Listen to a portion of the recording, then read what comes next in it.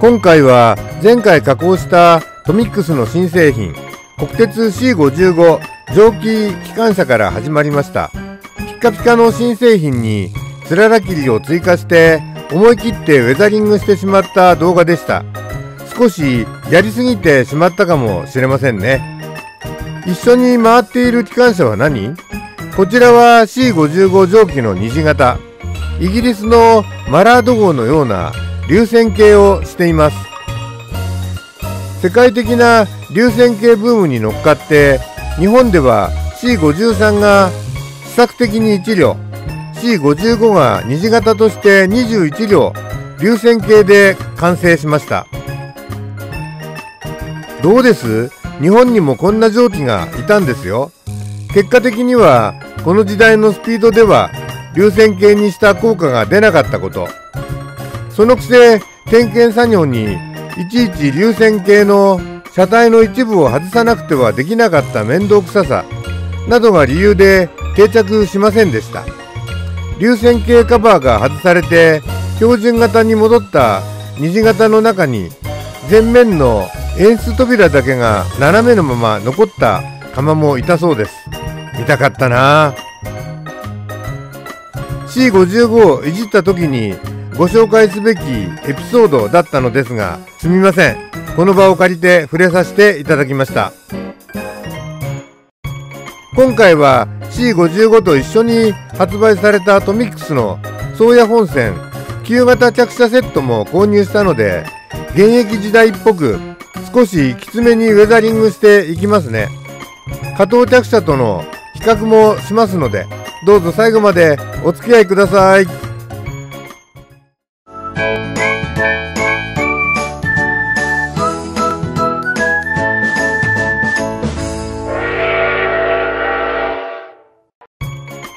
はい、電吉クラブです。本日もご視聴いただきありがとうございます。今回はトミックス旧型着車宗谷本線普通列車にウェザリングしていきます。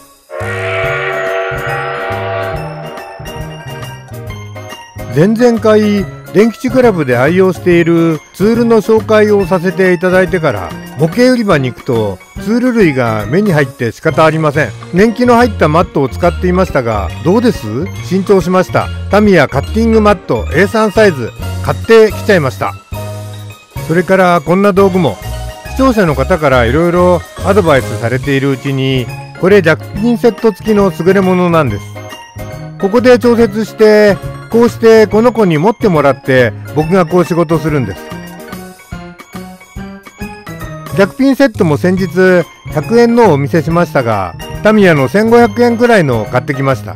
宝山の弱ピンセットがいいとコメントいただいたので、楽天ショップにあったので買おうとしたら、楽天ショップしばらくぶりに使おうとしたらパスワードを忘れてしまったので上信厚木店でこれ買ってきちゃいました。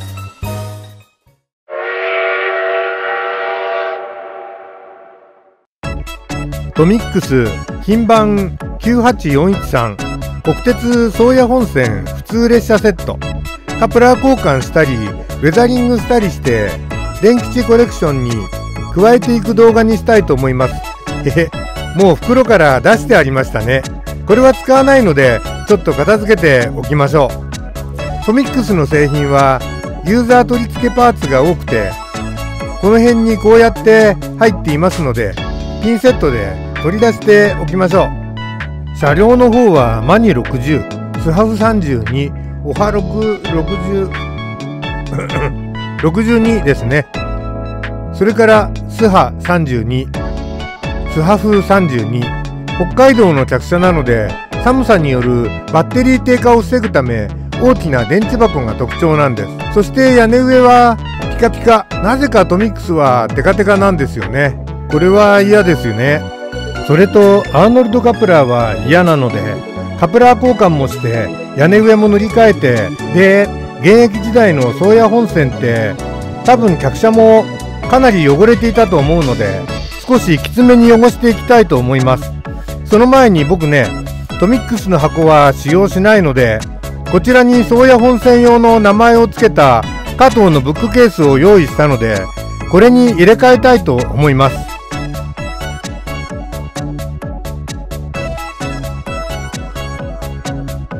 この箱はいずれ12両収納用に改造して普通用の客車列車を12両収納できるコレクション箱にしたいなと思います。当面は5両しかないのでこれでいきたいと思います。で、こうして箱の入れ替え完了しました。付属部品ですが、まずはこちら。こんなの入っていたんですよ。ほら、これは C55 の演出扉です。説明によると C55 は49号機だけがナンバープレートの取り付け位置が低かったそうで、49号機のナンバーとセットで付属していました。もう1機買ってってことのようです。次はこれは回転火の粉止めですね。僕が子供の頃に千葉の総武線とかあの辺で見た457についていた気がします。北海道でもついていたんですね。でも今回はつけるのをやめておきます。子供の頃かっこ悪ーと思って見ていたもので。それからこちらはカプラーステーのない台車枠です。最後尾の車両をダミーカプラーで楽しむときに交換するものです。僕は客車はどちらにも機関車をつなげるようにしておきたい派なので、これらは使いません。それからこれ、カプラー開放テコ。これも最後尾をダミーカプラー化する時のディティールアップパーツのようです。よって使いません。それからこれは台車につける歯車式車軸発電機なんだそうで、こういう精密部品を別パーツ化しているところはトミックスらしいですね。ここら辺とかここら辺、それから歯車式車軸発電機の取り付け方はここら辺に書いてあるので、見ながら取り付けていきましょう。それではこうした部品類は一旦こちらに片付けて、使うものだけを残しておきましょう。それではまずは車体を分解しましょう。宗谷本線の現役時代とのことなので、それなりに汚したいと思います。そうなると窓ガラスに墨入れカラーがつかないように、ウェザリング中はガラスを外しておきたいということなんです。あれ、こんなになってますね、テールライト。それでここが光るんですね。ほほー、メーカーによっていろいろ違うもんですね。屋根は簡単に取れるかな。ここを押せば、はい、取れました。一気に取れました。ではここに置きましょう。それでは分解の様子は3倍速でご覧ください。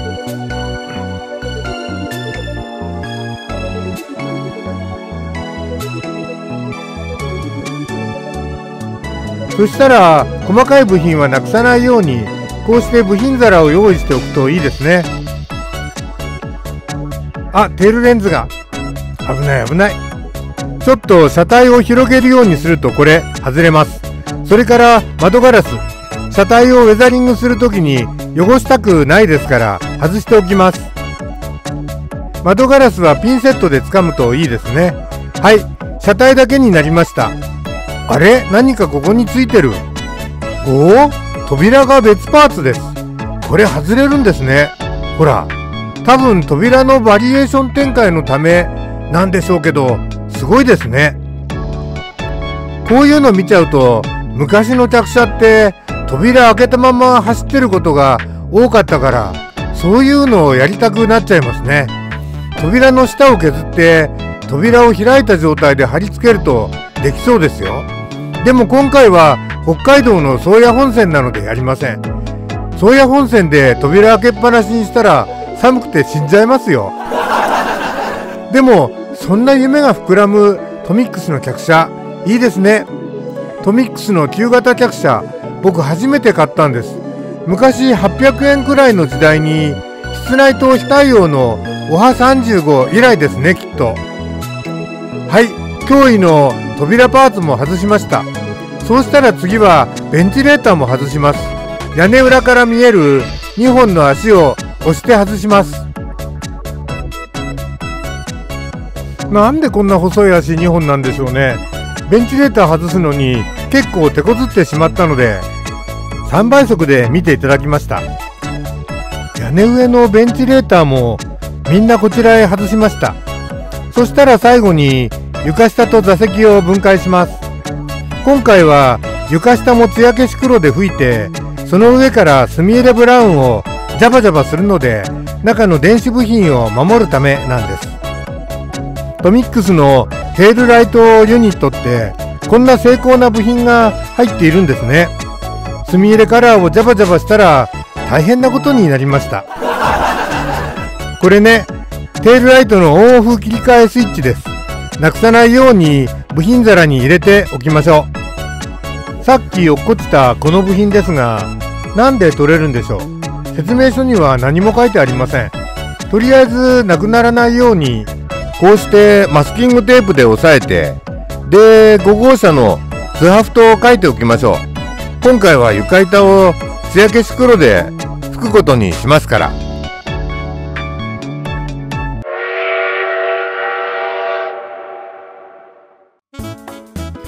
はい、それでは野外にやってきました。撮影はかみさんに協力してもらっております。まずは床板、艶消し黒で塗装しています。床板などを塗るときはスプレーの向きを変えて、今度は反対側から吹いています。今日はよく晴れているのですぐに乾きますね。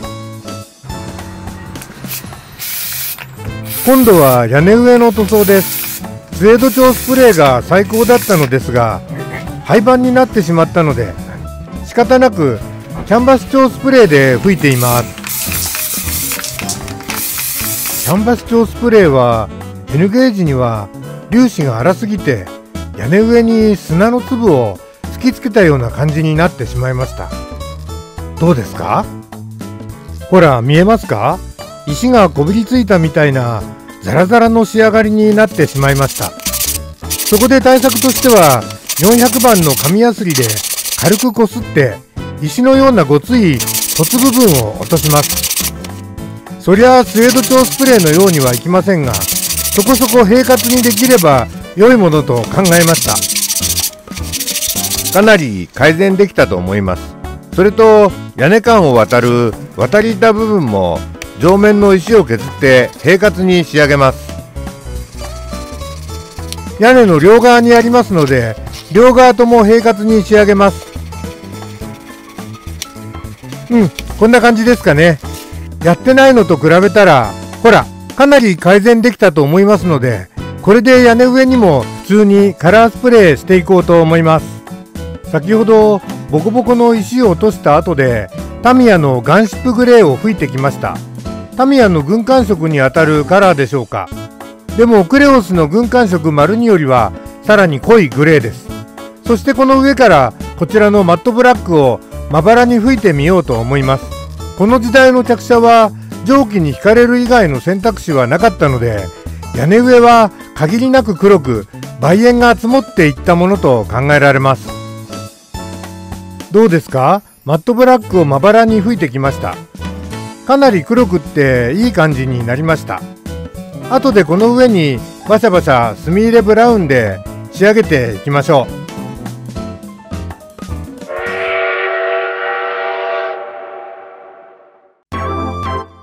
これマニ60の TR11 台車ナックルカプラーを取り付けます。こうやってカプラー蓋をピンセットなどで外してアーノルドカプラーを取ります。で、加藤のカモメナックルカプラーを右手の法則になるように代わりにセットします。トミックス台車は裏からつけるので、右手の法則も裏返しになるので注意します。そしてこの金属の蓋をすればナックルカプラーに交換完了です。はい、交換完了しました。ナックルカプラーに交換した同士で連結確認してみます。はい、OK です。次は客車同士で連結する部分にはジャンパー線付き加藤カプラーを取り付けます。ここに一粒があるの分かりますか？これです。これが以前はこんなに出っ張っていなかったのに、最近邪魔に出っ張っているんですね。そのために出っ張り部分をカッターでえぐり取ります。そうだね、目視で 0.5 ミリってところかな。切り込み入れて、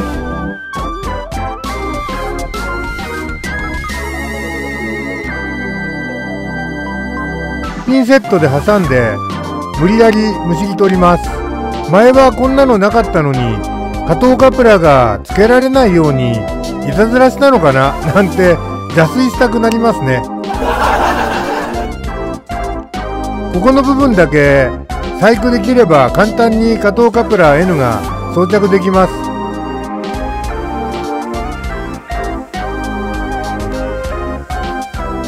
ほら、入りました。入ったらカプラーを前に押し出すために、ここにカプラースプリングを戻します。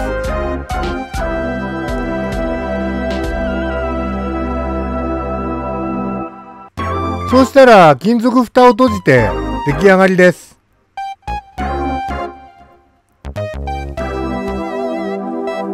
やっぱり台車マウントカプラーでは利用しやすさでも見た目でも価格でも加藤カプラー N が一番だと僕は思います。そうしたら次は歯車式車軸発電機54番の方を取り付けです。で、台車がこうあるんですが、取り付け座がついている方、こちらの台車に取り付けます。で、これはニッパーで切り離して、はい、そうしたらこういう向きでここをピンセットで持ったらいいですね。そうしたら部品裏のボッチを取り付け座の穴に合わせます。はまったと感じたら、あとはやっとこでしっかり押し込んでおきましょう。この発電機は車軸の回転する力をギアを返して発電機に伝えて、客車1両分の電気を賄う仕組みになっていたんです。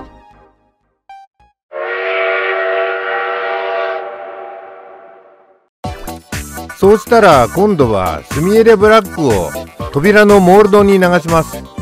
扉が別パーツになっていたので、窓ガラスを汚さないように付属のハケの先で扉のモールドに流していきます。客室扉は写真で見ると車体で最も汚れている部分の一つに見えるからです。客室扉って汚れてるでしょ。この写真は電気商事さんが大井川鉄道で撮ってきた写真です。どうですか？いい感じに黒ずんでくれたと思います。ざーっと一通り塗り終わりました。次はベンチレーターを塗装するためにジグの上に貼り付けています。こんな大きな部品に加藤の特殊ピンセット、何かとってももったいない気がしますが、先端が平らなのでジグの両面テープに適度な力でベンチレーターを押すのにベストマッチだったんです。ベンチレーターってたくさんあるし、指で扱うには小さいので、こうした作業は面倒だったんですが、ストレスが小さくなった感じがします。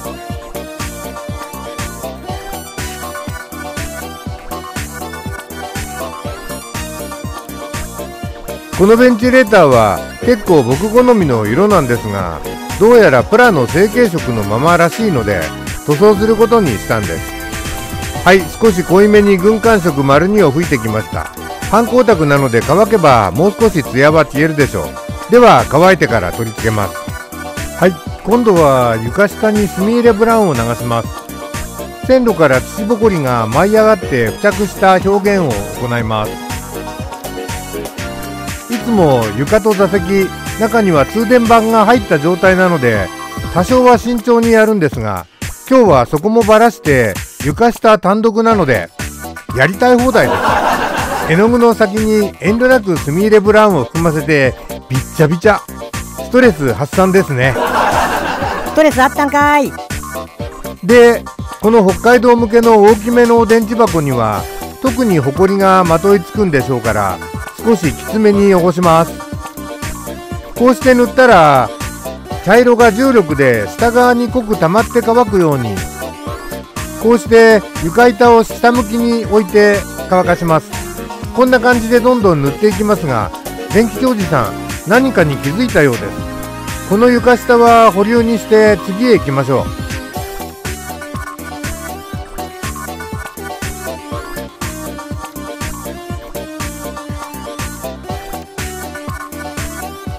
後でよく見ますが、さっきの床板電池箱がなかったんです。そんなところまで分解していないんですが、何か不安になりました。次は台車の色入れですが、逆ピンセットを買ったので楽になりましたね。逆ピンセットに持っていってもらって墨入れブラウンを流します。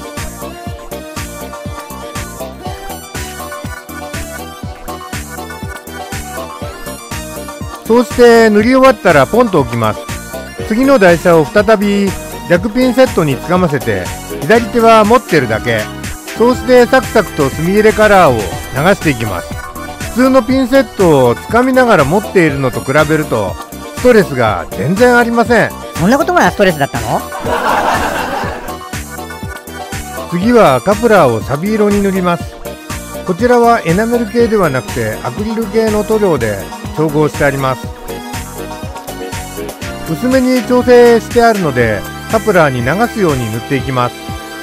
うっすらと茶色になれば OK なんです。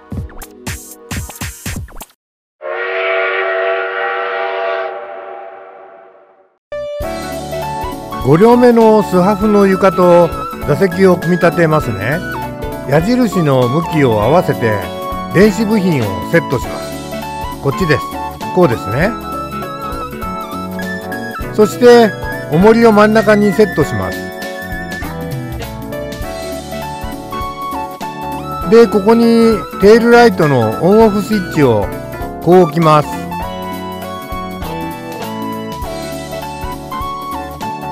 そして座席パーツも矢印の向きを確認してセットします。こっちですね、矢印。そうしたら真ん中の爪をはめるとセットできます。トミックスはテールライトが電子部品化されたので組み立てが簡単になっていました。その分価格も高いのかな。そうしたら台車にスプリングをセットしてそーっと床板に取り付けますが、発電機と電池箱を近い側に来るように位置決めします。こうですね。そしたらビスを戻してドライバーで締め込みます。こうですね。そうしたらもう片方の台車も同じ要領で組み付けます。ここは3倍速でご覧ください。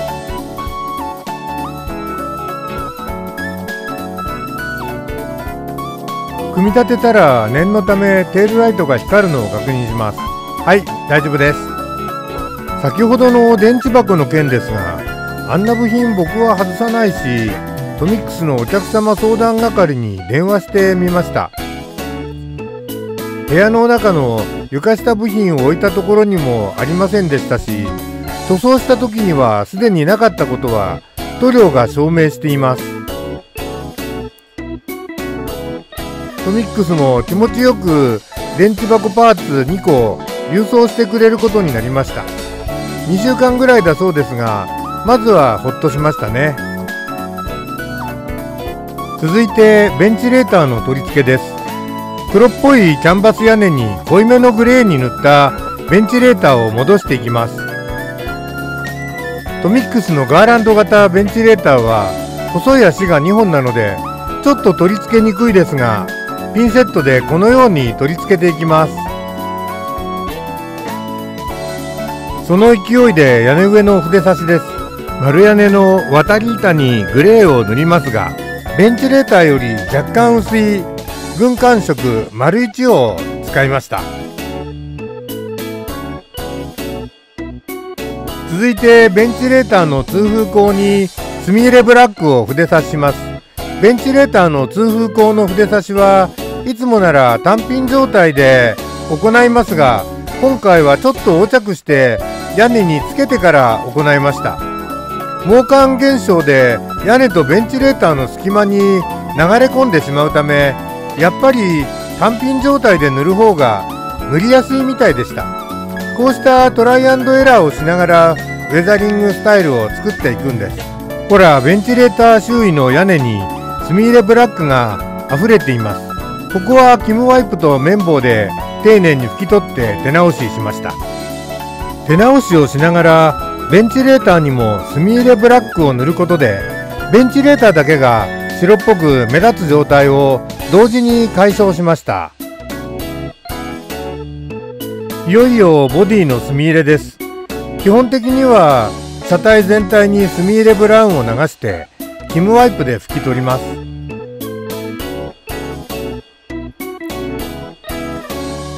いつものようにジャブジャブ始めていますね。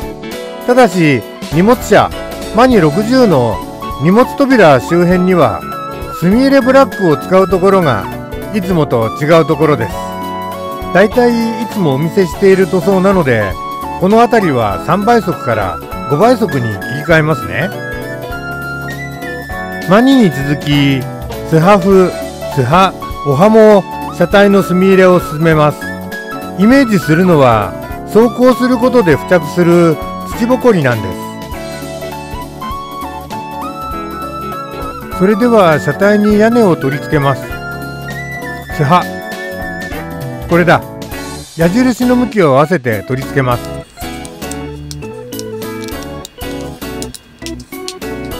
はい、できました。屋根がつくとぐっとリアルに見えますよね。次はスハフ。これだ。これもですね、スハフは2両ありますね。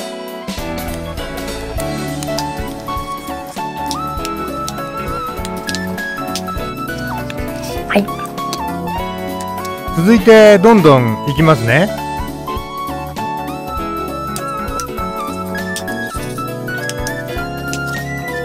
こんな感じです。では残り2両は5倍速で組み立ててしまいます。動画が長くなってきたので少しはしょってます。そうしたら扉を戻します。マニとオハ、そしてスハ&スハフ、それぞれ扉が違うので取り付け間違えないように気をつけます。扉の取り付け作業はまた5倍速でご覧くださいね。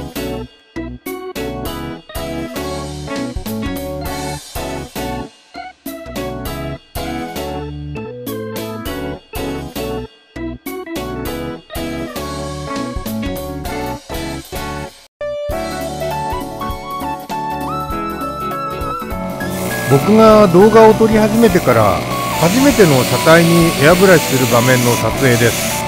このジグは本来こういう用途に使うために作りました。そうやって考えると最近キット組み立てや改造などしなくなってエアブラシで車体を塗ることがなくなっていたことに気がつきました。今回は本格的な車体塗装ではありませんが、土ぼこりの巻き上げをエアブラシで再現しています。宗谷本線の現役時代なのでね。特にこの子は荷物車なので他の客車よりもウェザリングの程度をきつめにしてみました。それでは客車も1両エアブラシをかけているところをお見せしますね。荷物車よりは軽めに仕上げています。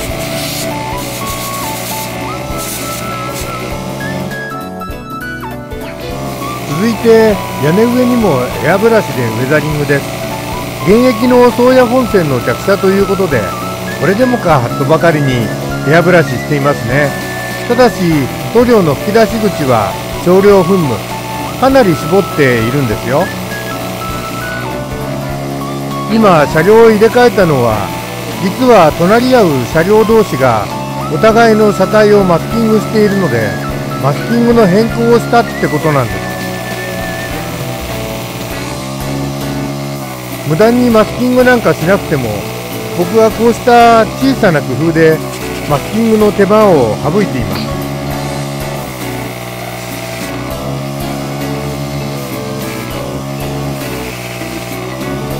めんどくさいの嫌いなんです。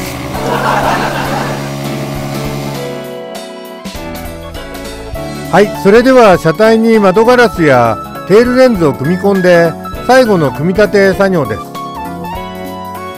ここのこのライン、もしかして窓が二重窓に見えるための工夫かもしれませんね。北海道の客車の特徴の一つですからね。次はテールライトの組み込みですが、ここからは3倍速でご覧いただきます。結構時間をかけて現役客車のイメージをウェザリングしてきましたが、最後にテールライトの点灯確認をして終わります。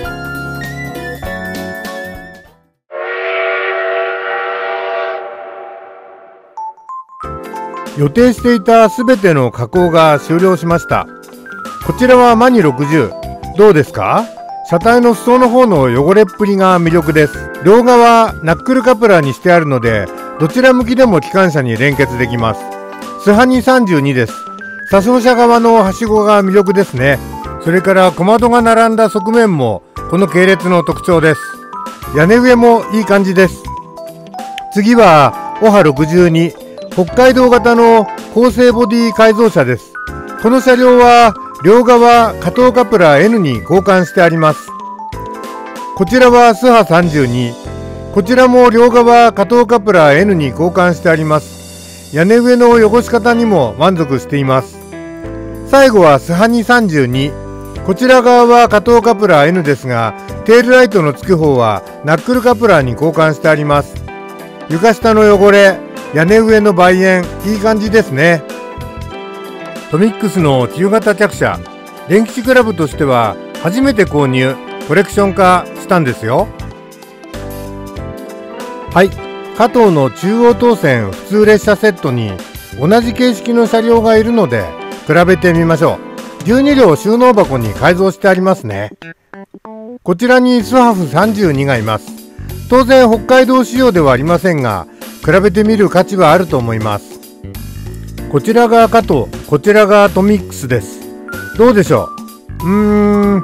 加藤の方がテールライトがやや大きめですかね。気になるのがデッキと客室を仕切る扉。加藤はあってトミックスにはありません。デッキ口から座席が丸見えです。宗谷本線の普通列車ですよね。冬だったらお客さんが凍死してしまいます。こんなはずでは。ここは笑えませんね。中はどうなっているんでしょう。ああ、テールライト部品がこんな形で入っている。だから扉がつけられない構造です。加藤はどうでしょう。加藤は座席部品の中にテールレンズが収まっているので、客室扉が表現できています。やるじゃないか。このような模型の構成部品の設定の仕方によって模型の印象って変わるものなんですね。あとは加藤もトミックスも甲乙つけがたい出来ですね。細かなリベットまできちんと表現されていて素晴らしいです。こちら側の出来は同じようですね。屋根はウェザリングの仕方が違うので本来の出来以上に違って見えてしまいます。加藤の方をいじった時にはまだスウェード調スプレーがあったので屋根の粒子が違います。トミックスの方はキャンバス調スプレーですから仕方ありませんね。キャンバス調スプレーを吹いた後で耐水ペーパー掛けしたりして頑張りましたが、スウェード調スプレーには及びません。続いてマニ60ですが、マニ60も比べてみましょう。トミックスは窓に入っている保護棒が薄緑色に印刷されていてリアルです。加藤のマニ60は保護棒はガラスにモールドされている感じなので見た印象が違います。ここはトミックスがリアルですかね。つま面は加藤もトミックスも同じようにできていますね。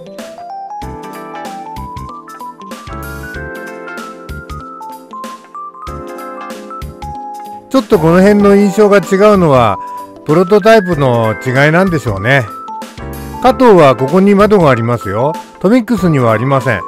この形式はプロトタイプによるバリエーションが楽しいですね。あと違いといえば200用の扉にある手すりが立体的な加藤に対してトミックスはモールドだけという違いがありそうです。マニ60の違いについてでした。価格も確認しておきましょう。トミックスは5両セットで 14,520 円。加藤は暖房車入りの7両で 15,950 円でした。1両あたりの価格にするとトミックスが2904円するのに対して加藤の2278円は割安感が強いです。加藤からは現在旧型着車の青と茶色の4両セットが発売されていますが、それなんかは紙箱入りですが4両で7700円、1両あたり1925円なので増結は安い車両でと考えております。以上、加藤とトミックスを大雑把に比較して今回の動画を終わります。最後までご視聴いただきありがとうございました。もし動画を気に入っていただけたらチャンネル登録をお願いします。後で画面中央に157系鉄分マークが現れますので、それをタップしていただけるとチャンネル登録できます。